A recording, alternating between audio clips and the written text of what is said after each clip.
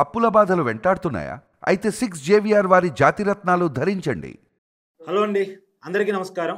నేను మీ కట్టా కార్తీక్. ఆంధ్రప్రదేశ్ లిక్కర్ స్కామ్కి ఈ నకిలీ మద్యం స్కామ్కి ఉన్న సంబంధం ఏంటి? మీ అందరికీ తెలుసు, నకిలీ మద్యం కేసులో A1గా ఉన్నటువంటి జనార్దన్ రావు నిన్న కీలకమైనటువంటి విషయాలని బయటపెట్టాడు. అతను చెప్పినటువంటి విషయాల ప్రకారం జోగి రమేష్ తయారు చేయమంటేనే నకిలీ మద్యాన్ని తయారు చేశాం. ఎవరి జోగి రమేష్? వైసీపీకి సంబంధించిన మాజీ ఎమ్మెల్యే, మాజీ మంత్రి. నిజానికి జగన్మోహన్ రెడ్డి గారి ప్రభుత్వ హయాంలో వాళ్ళ టెన్యూర్లో నకిలీ మద్యం తయారు చేసేవాళ్ళం. కూటమి ప్రభుత్వం అధికారంలోకి వచ్చిన తర్వాత నకిలీ మద్యం తయారు చేయటాన్ని కొన్నాళ్ళు ఆపేశాం. కానీ గత ఏప్రిల్లో జోగి రమేష్ ఫోన్ చేసి, అధిష్టానం యొక్క ఆదేశాల మేరకు నేను మీకు మాట్లాడుతున్నాను, నువ్వు నకిలీ మద్యాన్ని తయారు చేయి, మనమే పట్టించి మనమే లీకులు ఇచ్చి కూటమి ప్రభుత్వాన్ని బ్లేమ్ చేద్దాం. మరి నేను ఇరుక్కుంటాను కదా అంటే, నువ్వు ఇరుక్కోవు, నువ్వు విదేశాలకి పారిపో, నీకు బెయిల్ సంగతులన్నీ మేము చూసుకుంటాం, ఆర్థికంగా నీ కష్టాలన్నీ మేము తీరుస్తాం అని జోగి రమేష్ చెప్పాడు. అతని ఆలోచన మేరకు, సూచన మేరకు, ఆదేశాల మేరకే నకిలీ మద్యాన్ని తయారు చేయటం మేము స్టార్ట్ చేసాం. నిజానికి ముందుగా ఇబ్రహీంపట్నంలో స్టార్ట్ చేద్దాం అనుకున్నాం, కానీ జోగి రమేష్ చెప్పాడని చెప్పేసి తంబలపల్లి దగ్గర మొలకల చెరువు ఆ ప్రాంతంలో నకిలీ మద్యాన్ని తయారు చేయడం స్టార్ట్ చేశాం అనుకున్నట్టు ఎక్సైజ్ శాఖ అధికారులు పట్టుకున్నారు. ఇతను విదేశాల్లో ఉన్నాడు. ఈ విషయాలన్నీ ఎవరు చెప్పారు? ఈ నకిలీ మద్యం కేసులో A1గా అక్యూజ్డ్ నెంబర్ 1గా ఉన్నటువంటి జనార్దన్ చెప్పినటువంటి విషయాలు. దీన్ని బట్టి ఏమర్థమవుతుంది? పైగా అతనే చెప్పాడు, కూటమి ప్రభుత్వాన్ని బ్లేమ్ చేయాలని వైసీపీ ఇలా చేసింది. ఎందుకు బ్లేమ్ చేయాలనుకుంది? సహజంగా మీ అందరికీ అనిపించేది ఏంటంటే, వైసీపీకి టీడీపీ అంటే నచ్చదు కాబట్టి, వైసీపీకి కూటమి అధికారంలో నచ్చదు కాబట్టి ఇలా బ్లేమ్ చేయాలని అనుకుందా? అది మాత్రమే కారణమా? బిహైండ్ ఇంకేమన్నా కారణాలు ఉన్నాయా? నాకు కొన్ని కారణాలు కనపడుతున్నాయి అండ్ నా ఆలోచన మీతో షేర్ చేసుకుంటున్నాను. మీ అభిప్రాయాన్ని కూడా కామెంట్ రూపంలో తెలియచేయండి. మొత్తంగా నాకు అనిపించింది ఏంటంటే, ఆంధ్రప్రదేశ్ లిక్కర్ స్కామ్ విచారణ కీలక దశలో ఉంది. సరే, ఏసీబీ కోర్టు కావాల్సినంత ఎవిడెన్స్ లేదు కదా అని చెప్పేసి కామెంట్ చేసి ఉండొచ్చు, కానీ కేసు అయితే కీలక దశలో ఉంది. దాదాపు 12 మందో 13 మందో అరెస్ట్ అయ్యారు. అరెస్ట్ అయిన వాళ్ళు చెవిరెడ్డి భాస్కర్ రెడ్డి, వైసీపీ సంబంధించిన మాజీ MLA, Mithun Reddy, YCP MP, తర్వాత ధనుంజయ రెడ్డి, కృష్ణమోహన్ రెడ్డి, బాలాజీ గోవిందప్ప, జగన్మోహన్ రెడ్డి గారి ఇంటి మనుషులు. ఇది పక్కన పెడితే ఈడీ కూడా ఎంటర్ అయింది. సోదాలు చాలా పెద్ద ఎత్తున నిర్వహించింది. జగన్మోహన్ రెడ్డి గారి బంధువుల, స్నేహితుల, అనుచరుల, మిత్రుల ఈ మద్య స్కామ్లో ఆరోపణలు ఎదుర్కొంటున్నటువంటి వాళ్ళందరి కంపెనీలు కూడా సోదా నిర్వహించింది. ఇది నిర్వహించిన తర్వాత ఆటోమేటిక్గా నెక్స్ట్ వేళ్ళని ఎటు వెళ్ళిపోతాయి? జగన్మోహన్ రెడ్డి గారి వైపు వెళ్ళిపోతాయి. జగన్మోహన్ రెడ్డి గారిని విచారిస్తారు, జగన్మోహన్ రెడ్డి గారిని అదుపులో తీసుకుంటారు.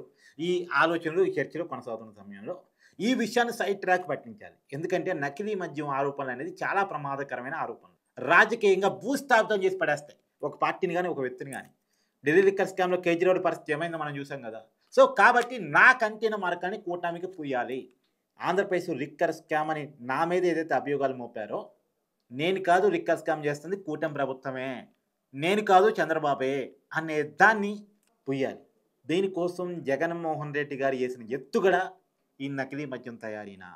నకిలీ మద్యం తయారు చేయడం, తయారు చేసే వాళ్ళని ఎంకరేజ్ చేయడం వైసీపీ కొత్త కాదు అంటానికి నా దగ్గర కొన్ని విషయాలు ఉన్నాయి. అంటే కొన్ని అంశాలు మీకు మీ దృష్టిలో పెడుతున్నాను. మీకు ఏమైనా భిన్నాభిప్రాయం ఉంటే కూడా కామెంట్ చేయండి.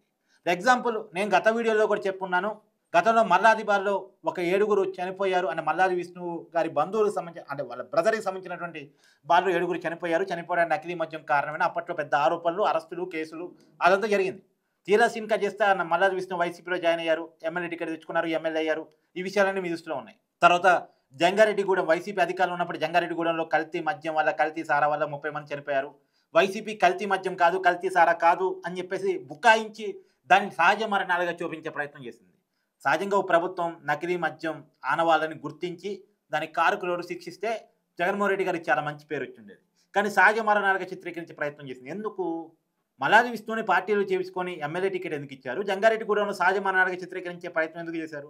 సరే, ఇదంతా పోనిచ్చే జగన్మోహన్ రెడ్డి గారు మద్యపాన్ని నిషేధం చేస్తానని అధికారంలోకి వచ్చి మద్యాన్ని పూర్తిగా ప్రభుత్వపరం చేసేసి మద్యం దుకాణాలన్నీ ప్రభుత్వం చేతిలో తీసుకొని ఏ మద్యాన్ని అమ్మారు? నకిలీ మద్యమే కదా, జే బ్రాండ్ కదా. ఇప్పుడు జనార్దన్ చెప్పడం అసలు ప్రభుత్వ మద్యం దుకాణాల్లో ఈ మద్యాన్ని అమ్మారని చెప్తున్నాడు. అంటే గత 5 సంవత్సరాల కాలంలో మీరు తాగిందంతా కూడా ఈ నకిలీ మద్యమే. జనార్దన్ లెక్క చెప్తుంది దాని ప్రకారం. ఎంత దారుణం అండి ఇది.